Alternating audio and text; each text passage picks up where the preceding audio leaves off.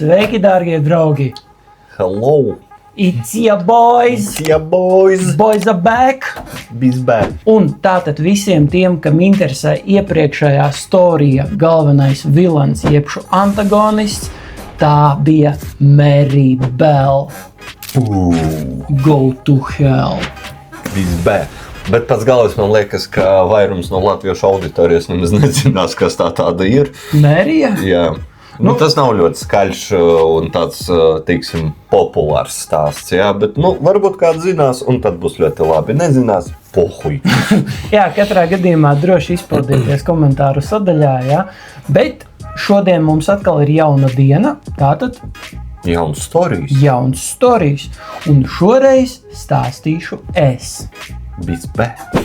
Bet šoreiz gan stāsts būs mazliet citādāks. 1972. gada 24. novembrī kāds vīrs zolīdi ģērbies, melnā uzvalkā ar melnu mēteli nopirka lidmašīnas biļeti no Portlandas, Oregonā, lidojumam uz Sietlu, Vašingtonā. Neilgi pēc lidmašīnas pacelšanās šis vīrietis pasūtīja savu dzērienu. Viskiju ar limonādi. Kolu? Tas nav tik specifiski norādīts, ja, bet attiecīgi viskijas ar dzērienu. Cienīja. Un viņš pasniedza stjuartei lapiņu. Stjuarte, protams, šo lapiņu, gluži vienkārši iebāza kabatā. Likās, kas tur īpaši man iedeva lapiņu, varbūt tur randiņš vai kaut kas vēlāk, ja. Šim te mūsu antagonistam, jo jau tagad atklāsim, ka tas ir antagonists šajā stāstā. Bija priekšnojauta tāda, jā. Jā, šim mūsu antagonistam gan bija doma tāda, ka stjuarte viņa lapiņu izlasīs uzreiz. Viņa to neizdarīja, un tāpēc viņš ļoti pieklājīgi un mierīgā balsī pateica. Man liekas, ka es jau zinu, par ko ir stāsts, bet varbūt es kļūdos ļoti stipri. Davai stāsti, karoči, es tad domāšu tikmēr. Kundze, lūdzu apskatieties uz lapiņu, ko es jums iedevu. Man ir bumba. Šī vīra vārds bija Dans Coopers, jebšu plašākai sabiedrībai zināms kā D.B. Coopers. Buļā! Es zināju, bļaļ. Es to zināju. Dancis jau no mana stāstītā sākuma ievada jau saprata, par kuru no antagonistiem būs šis te storijas. No lapiņa nodota stjuartei uzreiz man kaut kā. Tieši par lapiņai ir tas galvenais. Protams. Coopers lika stjuartei apsēsties viņam blakām un atvēra savu čemodāniņu. Viņam bija līdzi tāds tā kā portfelītis, čemodāniņš un arī papīra turza. Par papīra turzu nedaudz vēlāk. Bet atverot šo te čemodāniņu, viņš parādīja, ka čemodāniņā iekšā ir vairāki sarkani stienīši un savienoti ar vadiem. Ja? Līdz ar to diezgan acīm redzams pierādījums, ka viņam patiešām ir šis tās, jā. Ir argumenti. Jā. Ir argumenti nopietnai sarunai. Jā. D.B. Coopers izteica savu vēlmi, ka viņš vēlas, lai stjuarte nodot informāciju kapteinim, ka D.B. Coopers vēlas $200,000 skaidrā naudā un visus $20 banknotēs. Kāpēc $20 banknotēs? Jo visdrīzāk tā ir tāda nauda, kuru iepērkoties nepārāk. Neuzdos liekus jautājums, kāpēc to ar 500-niecēm norēķinies visur, jā. Jā, bet par 20-niekiem šādu aizdomu nebūs. Coopers paziņoja, ka viņš vēlas pie nosēšanās Sietlā, Vašingtonā veikt tādu tā kā apmaiņu. Viņš izlaidīs pilnīgi visus pasažierus, bet viņš vēlas, lai viņa lidmašīna, šis te Boeings, tiktu uzpildīts ar degvielu, viņš saņemtu savus $200,000 un attiecīgi papildus šiem $200,000 viņš pasūtīja arī vairākus izpletņus. D.B. Coopers piemetināja konkrētu frāzi, un tagad es citēju. Bez jokiem, citādi es paveikšu savu darbiņu. Lidmašīna nosēdās Sietlā un tika izpildīti visi Coopera lūgumi. Lidmašīna tika uzpildīta, viņš saņēma 200,000 visus $20 banknotēs, un lidmašīna atkal pacēlās gaisā. Protams, viņš arī izlaida visus pasažierus. Viņš atstāja tikai dažus apkalpes locekļus, to skaitā atsevišķas stjuardes. Viņa nākamais lidojuma plāns bija uz Mexico City. Viņš specifiski lika kapteinim turēties ne augstāk par 3 kilometriem. Tātad lidmašīnas augstums nedrīkstēja pārsniegt 3 kilometrus. Es zinu, kāpēc. Jā, tūlīt mēs arī nonāksim pie tā, kāpēc. Aptuveni 8 vakarā, kad lidmašīna bija ceļā uz šo te Mexico City, Coopers uzvilka tumšas saules brilles, paņēma 2 no saviem izpletņiem, paņēma savus 200,000 un izleca ārā no lidmašīnas. Un kopš tās dienas neviens nekad viņu vairs nebija redzējis. Līdz pat šai dienai. Atnāca, paņēma, aizgāja. Das vidos. Un tomēr pārsteidzošā kārtā pēc 9 gadiem, 1980. gadā, kāds mazs zēns ar savu tēvu kādā meža teritorijā atrada papīra turzu, kura gandrīz bija jau sadalījusies, un tajā atradās $5,800, kuru sērijas numuri atbilda tiem, kurus Coopers bija nozadzis. Nu, tātad visdrīzāk pats Coopers pārlika daļu naudiņas tajā turzā. Jā. Jautājums priekš kam? Nu, redzi, te ir arī tāda tā kā spekulācija. Interneta teorijas liecina par to, ka viņš patiešām izdarīja to, par ko mēs tikko jau runājām, bet izlacot ārā, viņš savu naudu pazaudēja krītot. Nepaskaidro, kāpēc $5,800 attapās papīra turzā. Manuprāt, viņš visu naudu salika papīra turzā, ko viņam piegādāja. 200 pakas? Jā. Tad cik liela bija tā turza, ir jautājums. Un tā... Nu, grūti teikt, bet fakts ir tāds, ka nauda, kura bija piešķirta Cooperam šajā situācijā, viņa pēc 9 gadiem tika atrasta. Nu, konkrēti ne visa summa. Neliela daļa. Jā. Tuvāko 5 gadu laikā tika pārbaudīti aptuveni 800 aizdomās turamo. Jo tajā laikā arī panesās tās tā kā trends. Coopera wannabe. Viņi sūtīja tā kā laikrakstiem vēstules, es esmu Coopers, no sērijas, tas ir mans stāsts. Un kopumā tika pārbaudīti 800 šie iespējamie aizdomās turamie. Nianse vien tāda, ka no šiem 800 neviens tā arī netika nekad apcietināts vai notiesāts. Un lidmašīnas esošās stjuartes izveidoja diezgan precīzu Coopera raksturojumu, kā rezultātā tapa arī fotorobots. Fotorobotu es tev šodien nedaudz vēlāk arī parādīšu, jo tagad mēs nonāksim pie 3 galvenajiem aizdomās turamajiem, jeb šo teorijām. Var jautājumu? Jā. Ir uz doto brīdi zināms, vai vispār vārds D.B. Coopers ir īstais vārds? Nē, ar vārdu patiesībā gan ir tā. Coopers, pērkot biļeti, norādīja vārdu Dans Coopers, jeb šis Dancis Coopers. Savulaik tas bija, tā tas arī strādāja. Līdz noteiktiem notikumiem 1. septembrī, noteikti, vienā noteiktajā septembra datumā, pareizāk sakot, pirms tas viss bija ļoti daudz vienkāršotāk un elementārāk nekā tas ir šobrīd. Tas bija tā kā tagad ir pirkt autobusu biļeti, tā tas bija tā. Es to skaidroju faniem, es zinu. Es viņam skaidroju dalbojumu.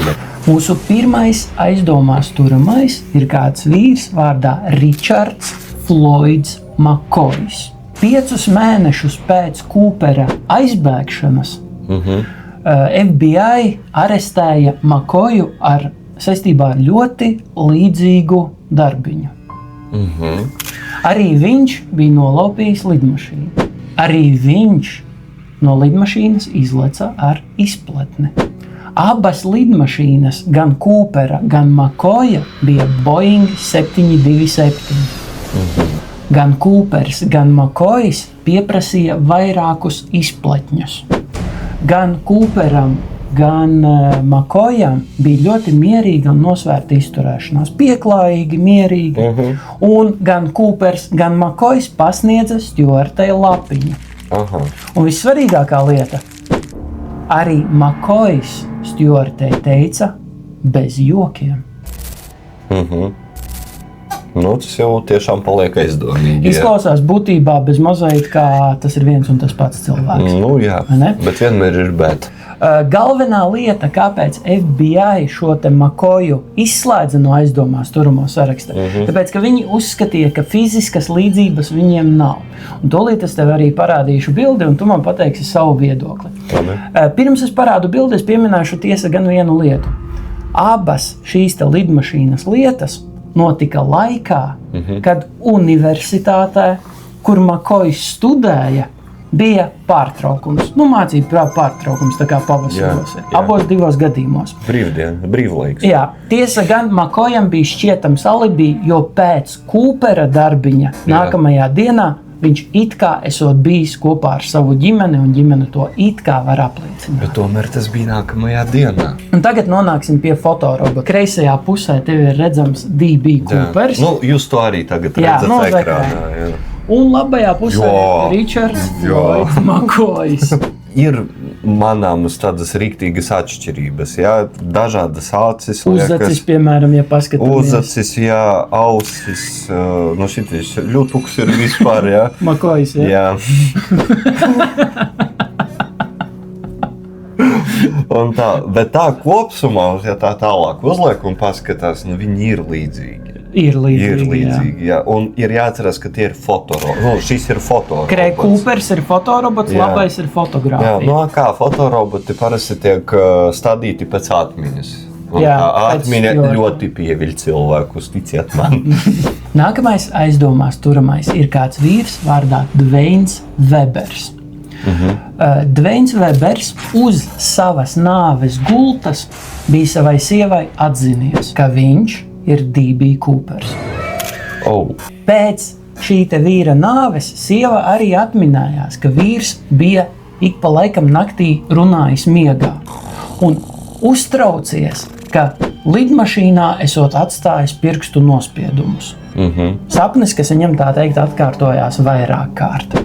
Papildus tam šis vīrs Dveins Webers bija arī sievu aizvedis uz vietu, kur vēlāk mazais puika ar savu tēti atrada papīra turzu ar naudu, kura bija gandrīz sadalījusies. Weberam bija arī ceļa trauma, kuru viņš bija stāstījis, ka bija ieguvis izlecot no lidmašīnas. Nu arī saliekas, jā. Sastājas visi. Kā arī Weberam mājās bija saglabājusies veca biļete, bez jebkāda iemesla stāvēja viņa mājās veca aviokompānijas biļete no aviokompānijas, kur Coopers bija paveicis savu darbību. Pēc visiem faktiem, un ko viņi ir darījuši un tā tālāk, nu tiešām tagad jau liekas, ka šīs puika ir DB Coopers. Nākamais aizdomās turamais ir kāds vīrs vārdā Kennets Kristians. Viņš strādāja par stewartu tajā pašā aviokompānijā, kurā Coopers veica savu laupīšanu. Un FBI jau sen bija diezgan populāra teorija, ka šo te darbiņu laupīšanu ir veicis kāds no iekšienes. Tātad cilvēks, kurš zina, kā notiek šis te specifiskais darbs, kā notiek reisi un visas pārējās detaļas. Un Kennets Kristians tam atbildēja, jo viņš strādāja par stewartu šajā te aviokompānijā, kurā, kā jau es minēju, Coopers veica savu darbiņu. Papildus tam, Kennets bija liels viskija fans. Atceramies, Coopers sākumā viskiju pasūtīja. Ar kolu. Tavs iecienītais. Kā arī neilgi pēc Coopera laupīšanas, Kennets no kurienes nopirka sev jaunu māju. Kā arī no visiem 800 aizdomās turamajiem, Kennets pēc stewartu liecībām saglabāja visu tuvāko fizisko atbilstību šīm te D.B. Coopera fotorobotam. Lai arī stjuartes abas divas bija pārliecinātas, ka šis te Kenets ir vistuvākais līdzībā atbilstošais Cooperam, neviena no viņām nevarēja teikt 100% jā. Apmēram no sērijas man liekas, bet es nezinu. Vēl interesants fakts saistībā ar šo. Kenets bija profesionāls izpletņu lēcējs pēc Otrā pasaules kara. Varbūt ne tik ļoti par Kenetu, cik starp visiem viņiem trijiem procentuālais sadalījums, jo godīgi ir 3-3%. Jā, ļoti grūti izlemt. Bet kāpēc FBI Kenetu neuzskatīja par D.B. Cooperu? No. Jo FBI uzskatīja, ka Coopers nebija profesionāls izpletņu lēcējs. Un tagad mēs nonāksim pie 4. jebšu beidzamās teorijas, ka D.B. Coopers neizdzīvoja savu lecienu ārā no lidmašīnas. Coopers saņēma 2 izpletņus, no kuriem viens bija fakes, viņam tika piegādāts feikots izpletnes. Kurš tā kā nestrādāja. Jā. Un otrs bija militārais izpletnes. Tā laika militārie izpletņi nebija stūrējami. Kur kritīsi, tur kritīsi. Tas ir viens, ko, kā uzskata FBI profesionāls izpletņu lēcējs, būtu pamanījis startā. Un arī FBI min arī tādu lietu. Neviens profesionāls izpletņu lēcējs nelektu ārā no lidmašīnas nakts laikā lietu vējā ar uzvalku, metālīti un kurpēm. Tieši tāpēc viņi uzskata, ka D.B. Coopers nebija nekāds profesionāls. Jā, viņa darbiņš diezgan skaisti izstrādāts, es teiktu. Jā. Patiešām dabūt haļavnās 200 pakas, uz respekta. Bet, tā teikt, plāna fināla eskalācija nebija tā veiksmīgākā FBI izpratnē. Viena no šīm te teorijām ir tāda, ka viņš šo te kritienu nemaz neizdzīvoja. Problēma vien tāda, ka ķermeni te nekad neatrada. Jā. Par to es vēl aizdomājos, tad, kad tu teici par tām $5800. Es gribēju tā kā pajautāt, vai ķermenis tad kur un vai viņš tika atrast, bet es zinu, ka nē. Bet no otras puses, redzi tas viedoklis, ka D.B. Coopers nebija profesionāls izpletņu lēcējs dēļ šīm visām fiškām. Ka viens izpletnis vispār bija fakes, otrs bija nesturējams galīgi un tā tālāk.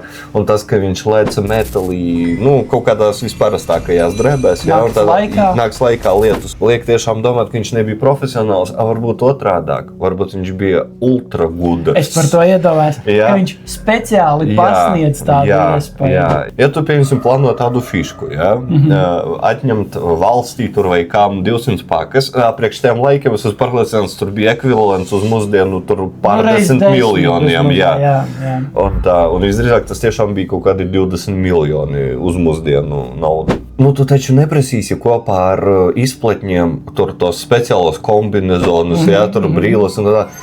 Atkal, ja tu jau savlaicīgi paņemsi to līdzi uz lidmašīnu un tā, arī radīsies jautājumi droši vien. Un tad, kad tu veiksi trikšotu, droši vien būs skaidrs, ka tavā bagāžā bija izpletņa tas kombinezons, priekš lekšanas. Arī būs aizdomīgi. Varbūt D.B. Coopers vienkārši bija pārāk gudrs un daudz gudrāks nekā FBI.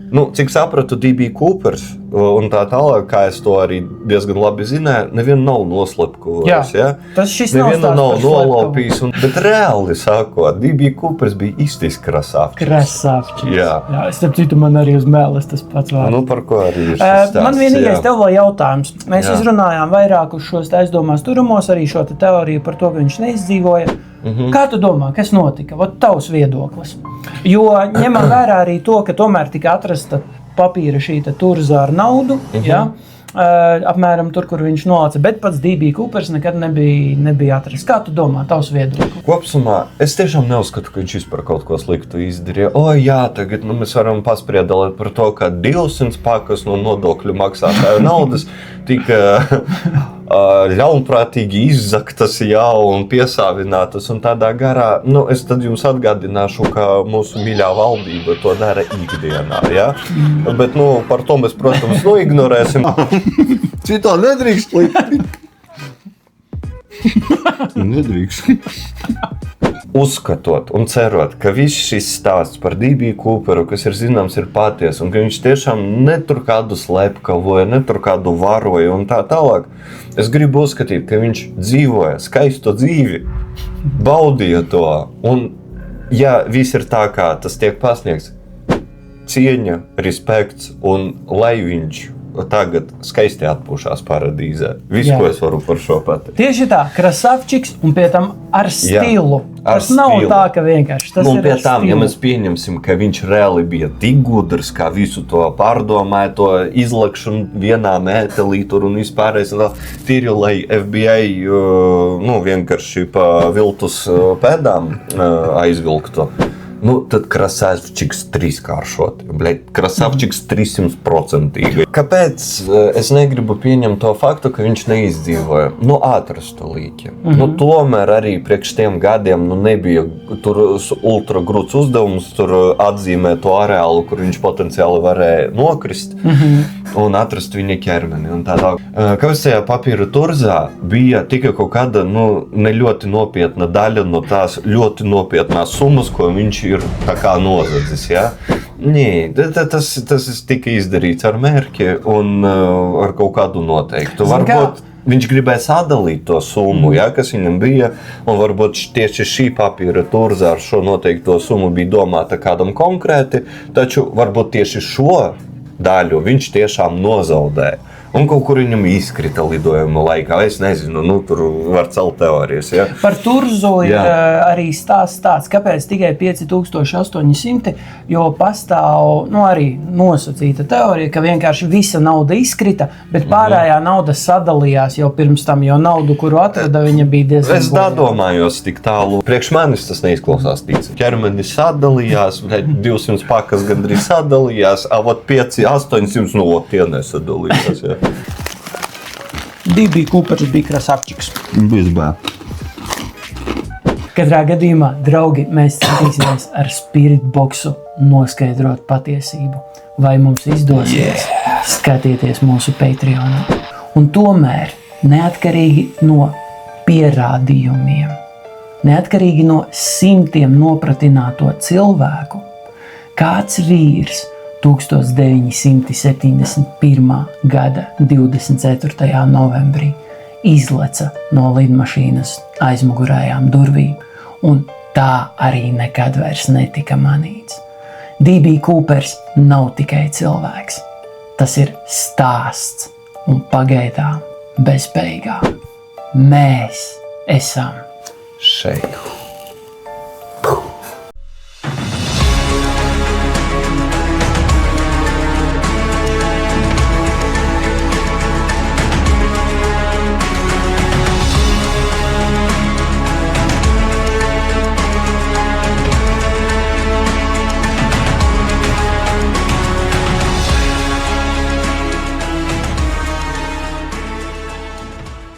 Tā, lai tu saprastu no viena štata uz otru. Amerikā daudz tādu ir. Bet tieši gribēju jautāt, tev pohodu viss tas štatos tikai notiek, ja? Un uz doto brīdī, jā. Es tikko pats aizdomājos, man laikam arī pagaidām, viss ir kārtībā. Viss mums pagaidām ir par un ap Ameriku, tāpēc, ka spoiler alert, mēs šogad uz turieni dodamies. Vēl maziņš spoiler, ka zin kādas vietas mēs tur apmeklēsim. Varbūt arī kaut kas būs saistīts ar cirvi, blē.